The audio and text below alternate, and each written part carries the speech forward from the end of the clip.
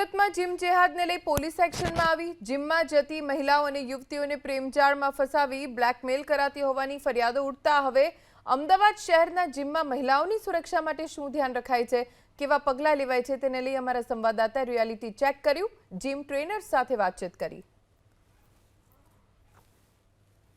છે અને woman safety માટે એકચ્યુઅલી એ બહુ સારી વસ્તુ છે અને અહીંયા આગળ બી સિક્યોરિટી માટે કેમેરાઝ ને રેકોર્ડિંગ્સ ને બધું હોય છે, તો એ બહુ સારી વસ્તુ છે કે વુમન અત્યારે સેફ ફીલ કરે છે અને જીમમાં બી જઈ શકે છે। પર્સનલ ટ્રેનર જોડે પહેલાં મેસેજથી વાતો ચાલુ થાય છે અને પછી એ આગળ જઈને કંઈક ખરાબ સ્વરૂપ જ ધારણ કરે છે, તો આ કાર્યવાહી એકદમથી જરૂરી હતી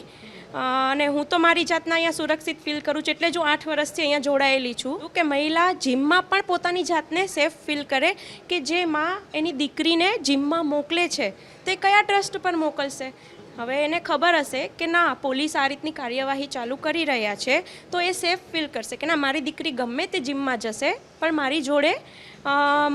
પોલીસ છે કે કશું થશે નહીં। अगर फीमेल आती हैं तो फीमेल को से बात करने के लिए हमारे यहाँ फीमेल कोच हैं। मेल कोच उनसे कोऑर्डिनेट नहीं करते हैं। उन्हें अगर किसी भी चीज़ की ज़रूरत है तो फीमेल कोच से ही कांटेक्ट करते हैं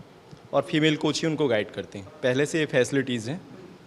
कैमरे वगैरह की, तो हमारे यहाँ आज तक 12 साल में ऐसा एक भी केस नहीं है कि किसी फीमेल्स को कोई प्रॉब्लम हुआ हो यहाँ पे।